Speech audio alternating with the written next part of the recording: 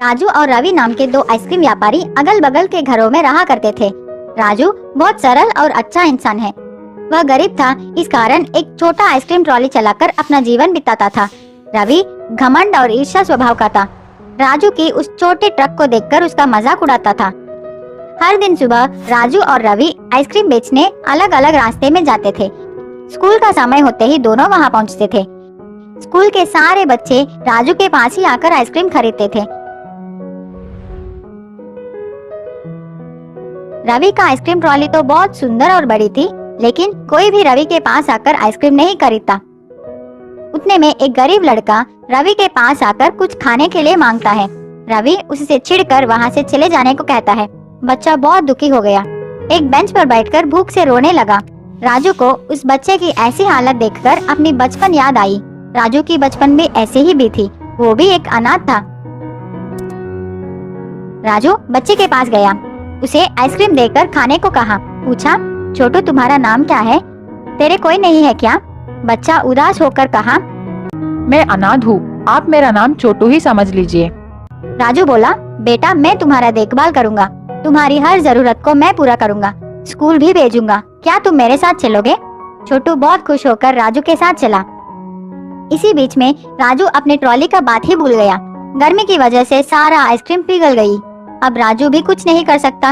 उदास होकर छोटू को भी अपने साथ लेकर घर चला गया। आज तो छोटू आराम से सो गया, लेकिन राजू सोचता हुआ पूरी रात संकट में बिताई। अगले दिन सुबह रोज की तरह राजू आइसक्रीम बेचने अपनी ट्रॉली को लेकर तैयार हो गया। छोटू से कहा, घर वापस आते समय मैं तुम्हारे लिए जरूरत चीजें लेकर आऊंगा। ऐसे कहकर राजू सोचता हुआ वहां से निकल पड़ा। राजू को रास्ते में एक मुनि नजर आए। राजू मुनि के पास जाकर प्रणाम किया। मुनि ने राजू से पूछा, क्या समस्या है? राजू बोला, मैं अपने इस छोटे गाड़ी से अब तक जीवन चला रहा हूँ, लेकिन अब तो मुझे एक बालक का भी ख्याल रखनी है। मुझे कुछ समझ में नहीं आ रहा है कि मैं उसके सारे जरूरतों को कैसे पूरी करूँ। आप ही इस समस्या का परिष्कार कीजिए। मुनि ने कहा, मैं सब समझ गया, मैं तुझे एक बड़ा जादुई आइसक्रीम ट्रॉली दे रहा हूँ, अब यही तुम्हारी समस्याओं को संभालेगी। राजू खुशी से मुनि को धन्यवाद करके उस ट्रॉली को लेकर चला गया।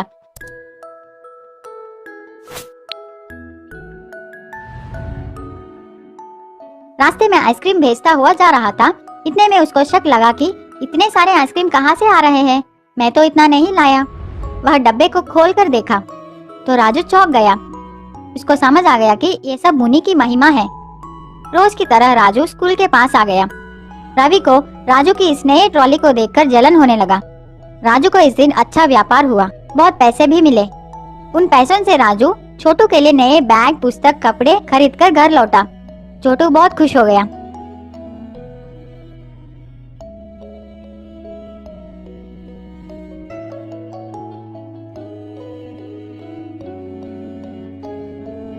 अगले दिन राजू छोटू को अपने साथ लेकर स्कूल पहुंचा। उसी स्कूल में छोटू को ज्वाइन कर दी। राजू का व्यापार अब अच्छी तरह चल रही थी। कुछ दिनों के बाद राजू का जीवन कुछ ज्यादा ही बदल गया, बहुत धनवान हो गया। छोटू भी बहुत खुश है। रवि राजू की इस खुशी को सह नहीं पाया।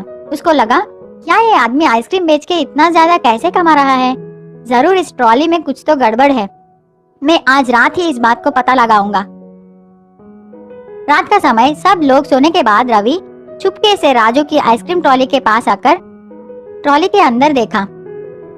उसको तो खाली आइसक्रीम छड़ी दिखाई पड़ी, लेकिन शक के कारण रवि एक हथौड़े से मार मार कर उस ट्रॉली का सर्वनाश कर दिया।